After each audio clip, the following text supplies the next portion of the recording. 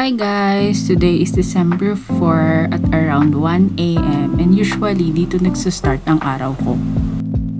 Late night until madaling araw kasi ako sinisipag mag-work. Since I decided to resign at my corporate job and started as a freelance architect, ganito na yung naging routine ko. Tulog sa umaga, gising ka sa gabi. And syempre, as I do my work, nakakatapos din ako ng K-drama. Minsan mas natatapos ko pa yung K-drama kaysa sa work ko eh. Kidding aside, leaving my corporate job with a stable income to become a freelance architect was not an easy decision. Kasi dito, client-based ang pera. Walang client, walang pera. Pero honestly, I'm enjoying this more. I'm doing what I'm passionate about. I'm doing what I love and what I want.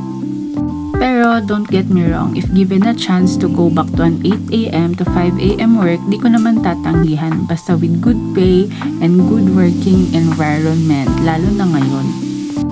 Pero nakakabaliw pala yung stay at home ka lang. Kudos sa mga VA, grabe. Kaya ako, to keep my sanity, lumalabas pa rin ako paminsan-minsan kahit mag-isa ko lang.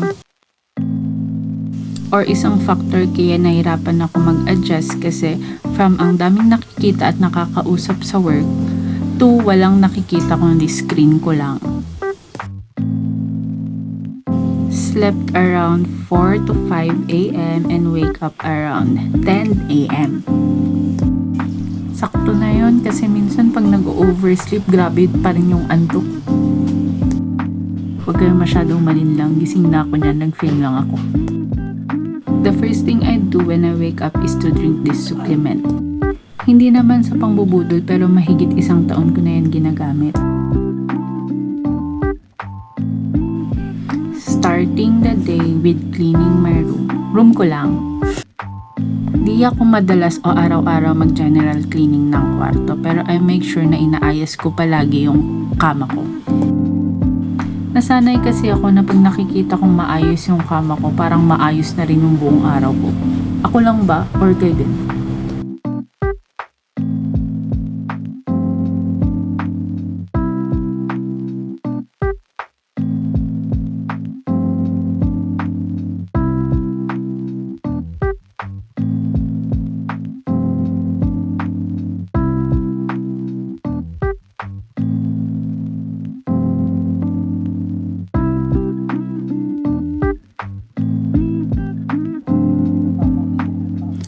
Lunchtime. Di naman sa wala kaming ulam, no? Pero diet kasi ako.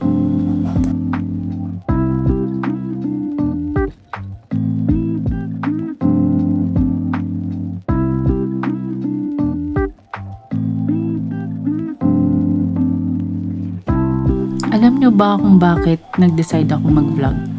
Kasi wala akong ginawa kundi manood ng vlog. Katulad niyan, pinapanood ko si Mami V. Grabe, parang baby pa lang yung panganay niya, pinapanood ko na siya. Pangatlong anak niya na yan guys, pinapanood ko pa rin siya.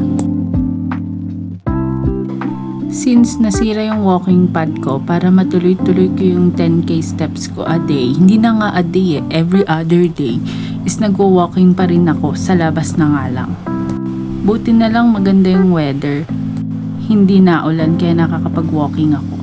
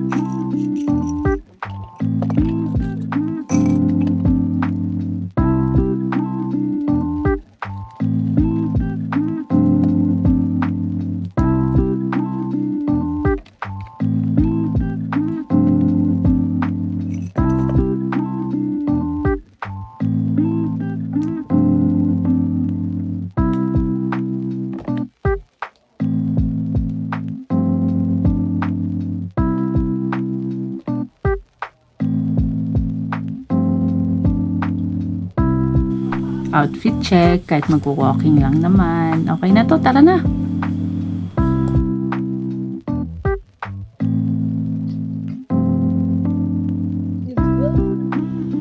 Usually, ang ruta ko is from Mansion House, iikot ako ng Outlook, tapos babalik ako dito sa Tooting. 10k steps na yon. Kung kaninong sapatos ka man, sana okay ka lang.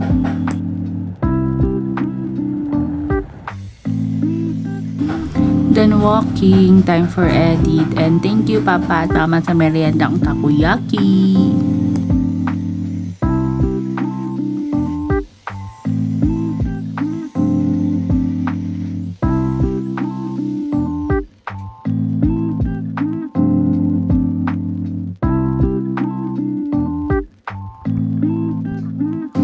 Charis, nakatulog kasi talaga ako.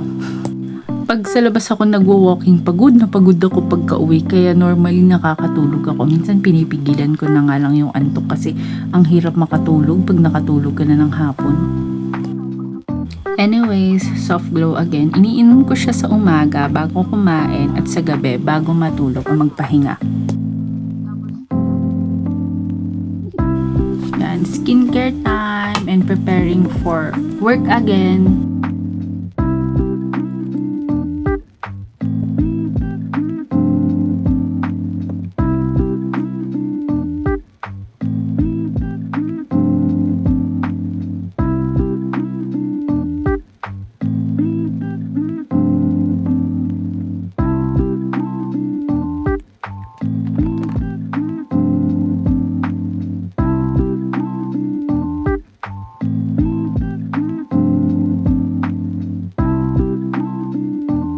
Katulad sa makeup, patagal ng patagal, pabawas ng pabawas yung skincare routine ko.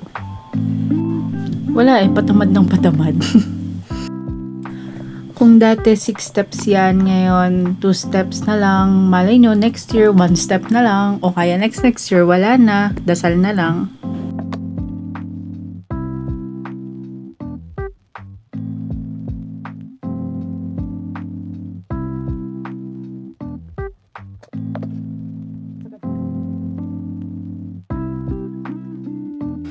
Started and ended this vlog by working. Wala ganun talaga. Anyway guys, panoorin nyo tong Dynamite Kiss. Grabe, ang ganda niya. Yun lang, bye!